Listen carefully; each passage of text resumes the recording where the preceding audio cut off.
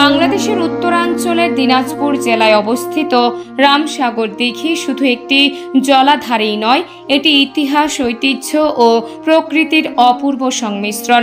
দেশের বৃহত্তম খননকৃত এই দিঘি আজও বাংলাদেশের প্রাচীন সভ্যতা ও ঐতিহ্যের নিদর্শন হিসেবে গৌরব নিয়ে দাঁড়িয়ে আছে।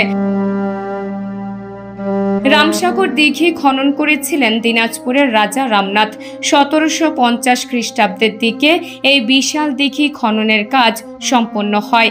ইতিহাসে জানা যায় প্রায় 15 লাখ শ্রমিক এই দিঘি খননে অংশ নেন এবং খননে খরচ হয় প্রায় 30,000 টাকা, যা সে সময়ের হিসেবে একটি বিপুল অঙ্ক। দিঘিটির দৈর্ঘ্য প্রায় 1079 মিটার ও প্রস্থ প্রায় 367 মিটার, গভীরতা প্রায় 10 মিটার। এটি প্রায় 43.5 একর জায়গা জুড়ে বিস্তৃত। রামসাগর শুধু একটি জলাধারেই নয়, এটি ছিল তৎকালীন সময়ের পানির প্রধান উৎস ও জনকল্যাণমূলক উদ্যোগ। বর্তমানে রামসাগর দিঘি ও তার আশেপাশের এলাকায় একটি সুসজ্জিত পর্যটন কেন্দ্র হিসেবে গড়ে উঠেছে। দিঘির পাড় জুড়ে শীতল ছায়ার জন্য লাগানো হয়েছে অসংখ্য গাছপালা, যা এক মনোরম পরিবেশ সৃষ্টি করেছে। শীত মৌসুমে এখানে দেশি বিদেশি প্রচুর পর্যটক ভিড় করেন।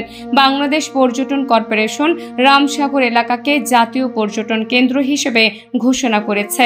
এখানে রয়েছে পিকনিক স্পট, নৌকা ভ্রমণের সুযোগ, শিশু পার্ক, হরিণ ও বিভিন্ন পাখির অভয়ারণ্য, যা দর্শনার্থীদের বিশেষভাবে আকৃষ্ট করে। রামসাগর দিঘি শুধু একটি পর্যটন কেন্দ্র নয়, এটি একটি ঐতিহাসিক সম্পদ। সময়ের আবর্তে এর কিছু অংশ জীর্ণ হলেও সরকারি উদ্যোগে এটি পুনর্গঠনের চেষ্টা চলছে।